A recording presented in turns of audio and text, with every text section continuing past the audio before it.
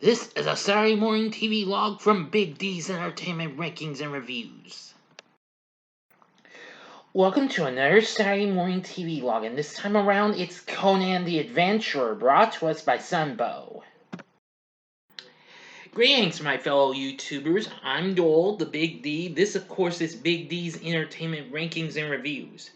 So, let's talk about Conan the Adventurer in this Saturday Morning TV log. Conan the Adventurer, it's a triple thing, an animated French-Canadian animated television series adapted by Robert E. Howard's Conan the Barbarian.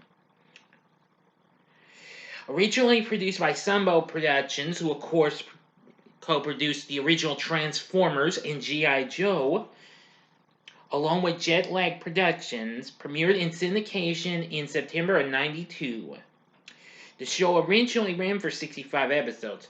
Now, bear with me. I'm counting this as a Saturday morning show because it originally started on Saturday or Sunday mornings when it first premiered.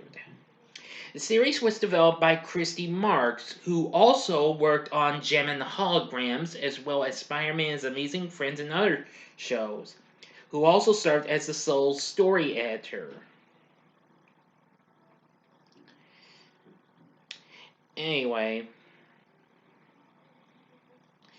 now Sunbow also had produced this along with Gray's Entertainment for the first season, which of course that company would also go on to work on tunes such as Skeleton Warriors and The Tick. And the second season was done with Sunbow and along with Creative and Development, who also worked on co-producing Bobot Entertainment's King Arthur and the Knights of Justice. Now, the series did pretty well. It spawned a small toy line created by Hasbro, who, of course, Cluster Entertainment distributed the show. Anyway, it did much better than the follow-up to which came out the following year, that being Conan the Young Warriors, which aired on CBS, but I'll talk about that later. Now, Conan lived in Samaria. I lost track, my mistake. With his parents throughout his childhood, while out with his grandfather one night on a trek, fiery tears, or meteors, dropped from the skies, and Conan collected them and brought them back to his family. His father, the village blacksmith, used the ore from the meteors to forge star metal and used it to create various tools and weapons that would never rust or break or dull. He sold them, but his finest work, a magnificent sword, he kept for Conan. It laid in a crypt and covered over with a heavy stone slab, and Conan's father told him that only he, when he was man enough, of course, strong, to push off the stone slab, could he rightfully claim the sword. Well, he soon becomes a real powerful warrior until one day a cruel serpent man wizard known as Wrath-Amon learned about the star mill, and that in addition to its strength, it possessed power to open portals between dimensions. And he thus sought Star Mill to release his deity known as Set from the abyss, to which he long ago had been banished by the combined powers of virtually every living wizard then on Earth for trying to enslave the human race. So apparently, Wrath-Amon cast the spell of Living Stone upon Conan's family. So Conan goes on his quest. With his Star Mill sword, he manages just to go off on a big quest and swore in the name of their god Crom to find a way of releasing them from the spell. Now, apparently, he finds various allies to help him out. and what have you.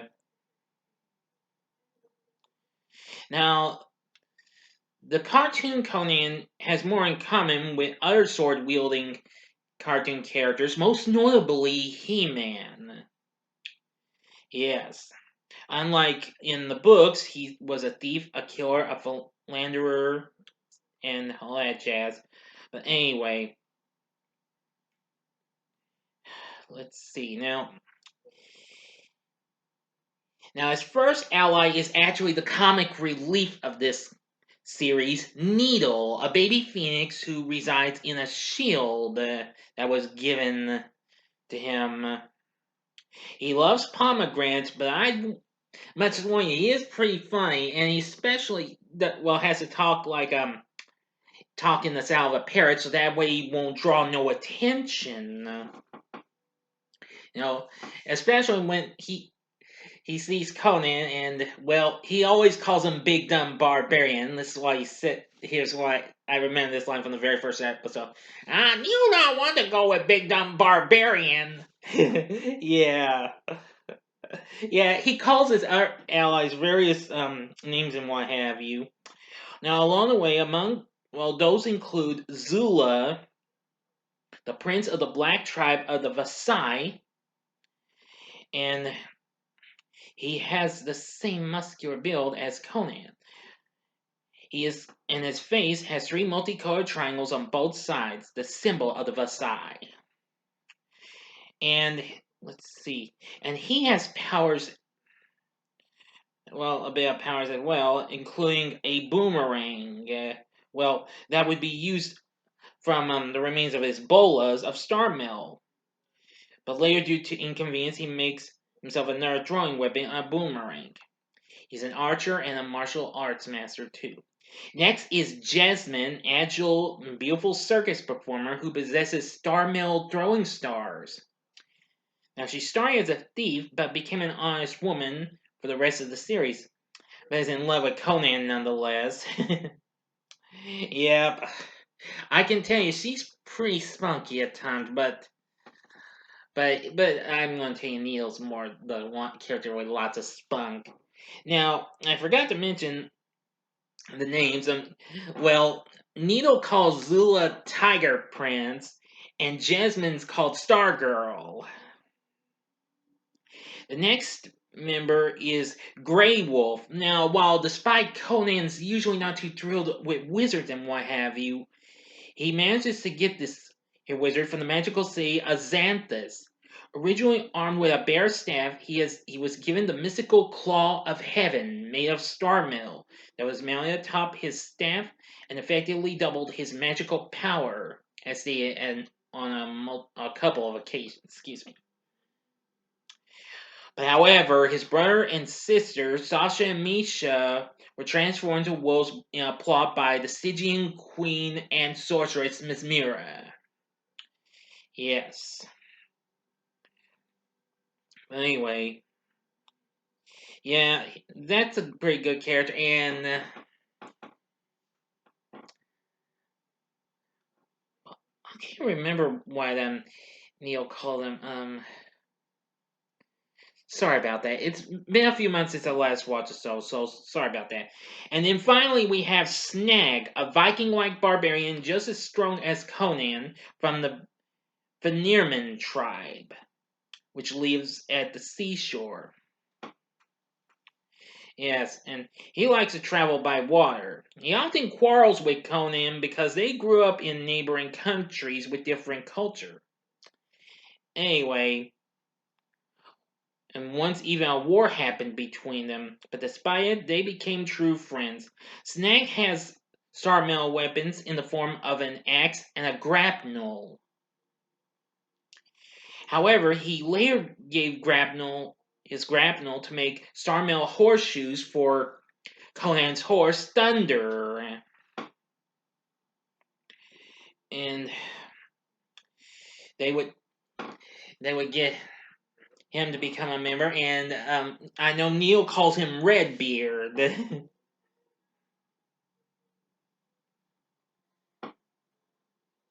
Yeah, really something.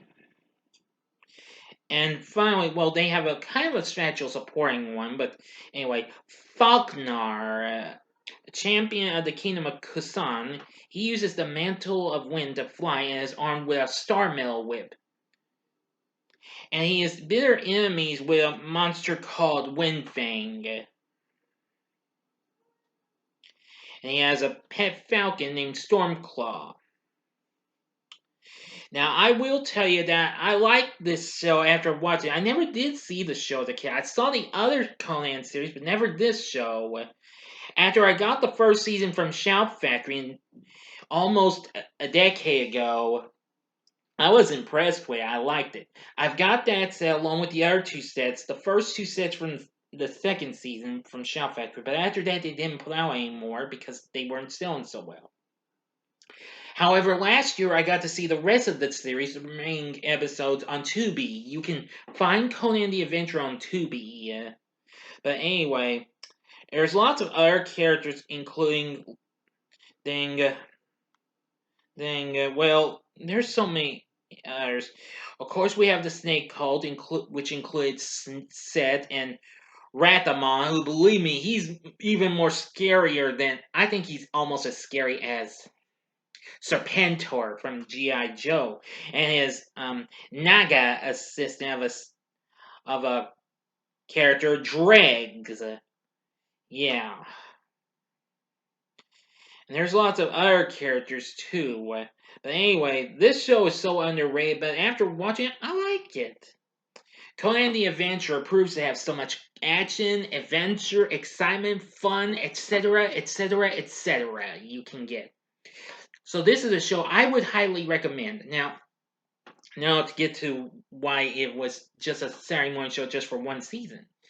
Now I'll explain. After the first season, it did pretty well and went on for a second season where it had, after the first 13 episodes aired, it went on for another 52 episodes, 5 days a week in syndication. So anyway, I'm really happy to have gone to see this and what have you. I really do like the series, and I like the intro theme and all that stuff. Yeah. And, well, as the theme song says, Conan's the mightiest warrior ever, and I agree. This is a show you need to see. If you've got the 3 DVD sets and you're missing on the other episodes, no problem. Just go to Tubi and try and find them, okay? But anyway, Conan the Adventurer. Trust me, you'll love it if you've not seen it. So, what are your thoughts on Conan the Adventurer? Have you ever seen the show? Tell me what you thought about in the comment section below. If you like this video, click the like button below. Subscribe to my channel as well and be a part of the Big D Nation. Join me next Saturday morning when I talk about another underrated tune, and that being Cadillacs and Dinosaurs from 1993. Thanks for watching, and if you like this, check out these other Saturday Morning TV logs.